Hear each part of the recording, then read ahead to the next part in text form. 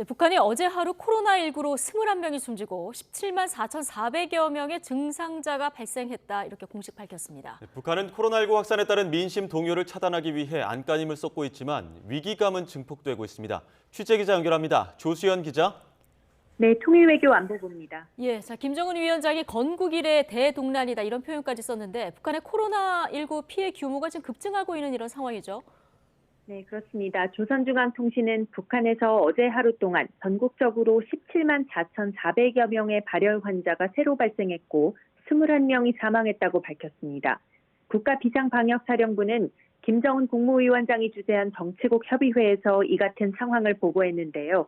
지난달 말부터 어제까지 발생한 발열 환자 수는 누적으로 52만 4,440여 명, 그리고 누적 사망자는 27명으로 보고됐습니다. 발열 환자 가운데 24만 3,630여 명이 완치됐고 28만 810여 명이 현재 치료를 받고 있습니다. 정치국은 전국적 범위에서 전파 확대되고 있는 전염병 확산을 신속히 억제하고 관리하기 위한 대책들을 논의했다고 밝혔는데요. 특히 최대 비상방역체계의 요구에 맞게 긴급 해제하는 예비의약품을 신속히 보급하기 위한 문제가 집중 논의된 것으로 전해졌습니다. 북한은 전국적인 코로나 확산에 따른 민심 동요를 차단하는 데에도 안간힘을 쓰는 모습입니다. 노동당 기관지 노동신문은 전체 인민의 일심 단결은 방역대전에서 승리할 수 있는 근본 열쇠라며 북한이 봉착한 시련은 크지만 극복 못할 난관이 아니라고 강조했습니다. 네, 김정은 위원장도 현 사태에 대해서 위기감을 드러냈죠.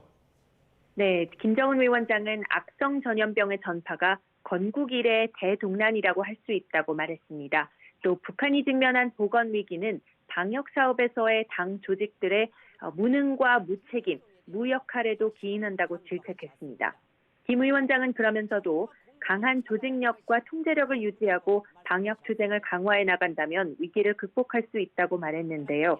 현 상황이 지역 간 통제 불능 정파가 아니라 봉쇄 지역과 해당 단위 내에서의 전파 상황이라면서 악성 전염병을 최단 기간 내에 극복할 수 있다는 신념을 가져야 한다고 강조했습니다.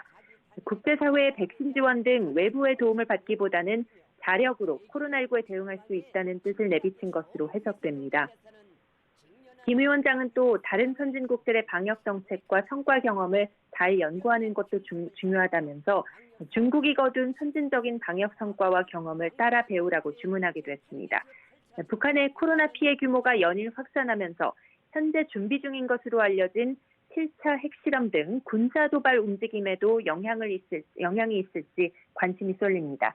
지금까지 통일외교안보부에서 YTN 조수연입니다.